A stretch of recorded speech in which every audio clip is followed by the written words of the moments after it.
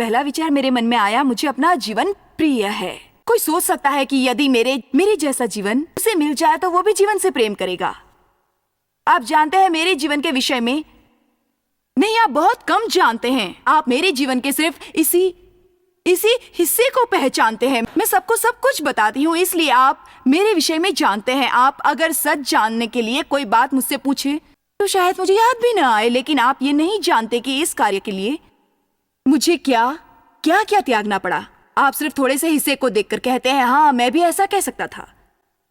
मैंने मिनिस्ट्री के कई सालों में ऐसे सवेरे भी देखे हैं जब जागने पर मैं नहीं कह सकती थी मुझे अपने जीवन से प्रेम है। मुझे वो दिन भी याद है जब जागते ही मैंने सोचा यही तो विजय है। वास्तव में ये एक नई शुरुआत थी, क्योंकि अब प्रतिदिन जागने पर मैं खुद को ढकेलती नहीं थी और इसी प्रयत्नों को तब तक करती रही जब तक परमेश्वर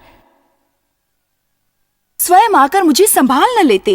इंद्रियों का जाल मजबूत होता है। पाप नहीं मरते, पापों के लिए हमें स्वयं को मारना पड़ता है। प्रलोभन कहीं नहीं जाते, हमें प्रलोभनों से दूर रहना है। जब तक आप स्थान तक नहीं पहुंच जाते निराश मत होइए, बस ये देखिए कि आप आगे बढ़ रहे हैं। जागने पर यह कहते समय कि मुझे अपना जीवन प्रिय है, मैं किसी स्थान तक नहीं पहुंच सकी थी, क्योंकि अगले हफ्ते ही एक दिन ऐसा भी आता है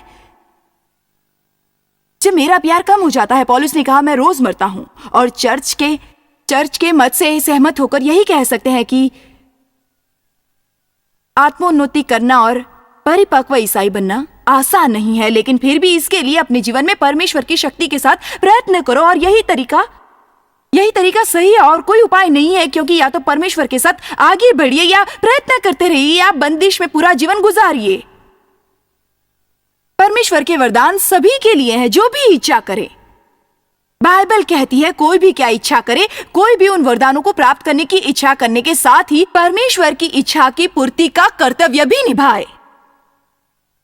आज्ञा पालन ही सफलता की कुंजी है। शैतान न तो आपके वरदानों पर अधिकार कर सकता है, नहीं आपकी वो शक्ति छीन सकता है जिस शक्ति के साथ परमेश्वर आपको चलाना चाहते हैं। अगर आप परमेश्वर के अन्याय आज्ञाकारी भक्त हैं, सिर्फ तभी